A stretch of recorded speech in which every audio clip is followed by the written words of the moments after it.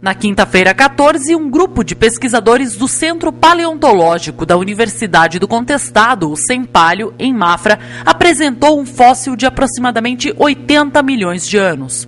O fóssil é de um pterossauro, um réptil voador que, diferentemente dos dinossauros, por exemplo, não teve evolução que resultasse em outras espécies, o que torna a descoberta ainda mais rara.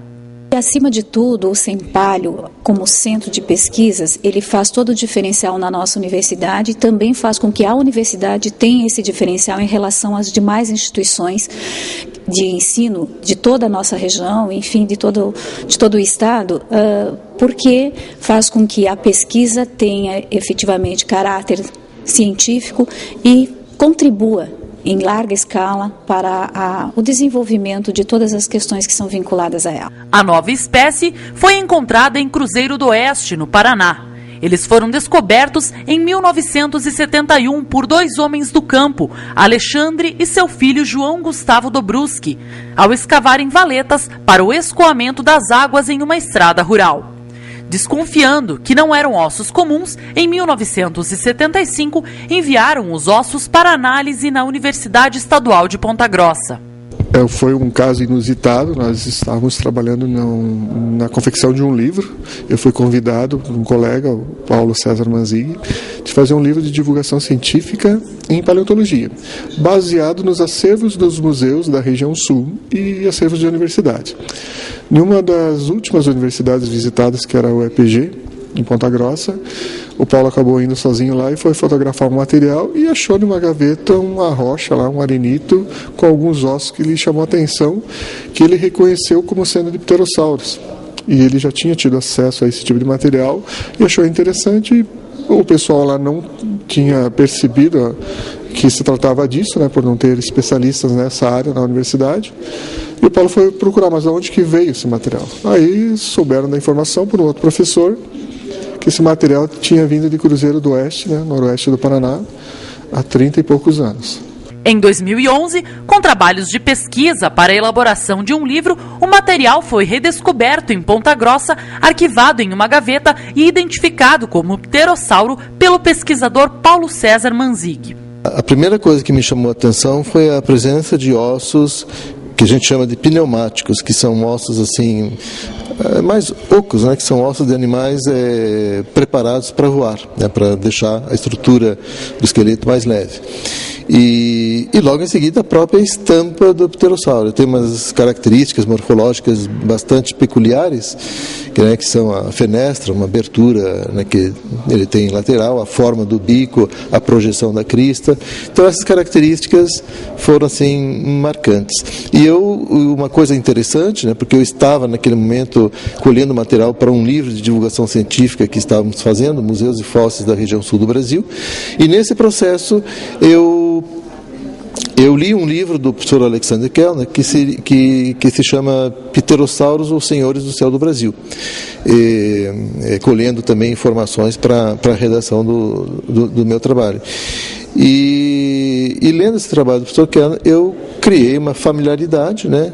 Adquiri um conhecimento básico de como é a morfologia de um pterossauro. E isso ajudou definitivamente na identificação, no reconhecimento daquele fóssil como sendo de um pterossauro do grupo Tapejaridae. Acompanhado do também pesquisador do Sempalho, professor Luiz Carlos Vinchos, Paulo César iniciou as pesquisas no mesmo ano.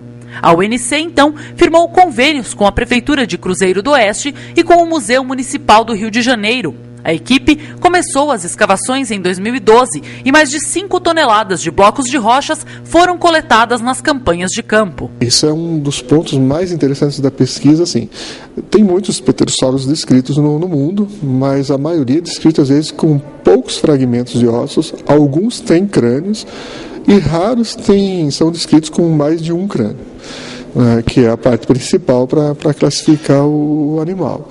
Nesse caso, a gente fez a pesquisa, a publicação, a partir de 47 crânios. E nós continuamos a pesquisa. Hoje a gente tem mais, até crânios assim, que representam indivíduos diferentes em diferentes fases de crescimento, desde o filhote até o adulto. Isso é muito raro. Os fósseis estão inseridos em camadas de arenito de aproximadamente 1,5 metro de espessura, numa área de 400 metros quadrados, dos quais apenas 20 metros quadrados foram escavados até então. O local era parte de um antigo deserto que cobria parte da região sul e sudeste entre 87 e 75 milhões de anos atrás, num período chamado Cretáceo. A qualidade e quantidade de fósseis encontrados apontam para a existência de uma comunidade de pterossauros, fato nunca constatado em qualquer outra parte do planeta. Foram encontrados ossos de cerca de 50 indivíduos em todas as etapas da vida, caso raro, que representa um caso de evidenciação ontogenética da espécie, onde se pode notar as fases de crescimento do réptil. Você não consegue imaginar a alegria que eu tenho de poder, inclusive, participar dessa pesquisa. Porque se havia uma coisa que eu queria encontrar, e eu já trabalho, como você pode imaginar, bastante tempo no ramo, se havia uma coisa que eu queria encontrar, era justamente esta acumulação destes répteis alados. E foi o pessoal do Sempalo que encontrou. Na verdade, reencontrou juntamente com outras instituições e outras pessoas. O ponto principal é que quando você encontra um material com tantos exemplares, você tem, que você pode inclusive atribuir a uma mesma espécie, você tem um potencial enorme para fazer perguntas que a gente quer responder, mas não tem um material para responder. Por exemplo, até quantos anos um pterossauro chegava? Esse material de Cruzeiro do Oeste, com essa abundância que tem, pode nos fornecer essa informação. O que inclusive mostra para você que ainda tem muito mais trabalho para ser feito. A nova espécie de pterossauro recebeu o nome científico de Caiajuara dobruski, em homenagem aos homens do campo que o descobriram há mais de 30 anos. É difícil arrumar a palavra para te explicar o tamanho da minha felicidade, da minha alegria, do meu... Eu estou numa euforia que não tem tamanho.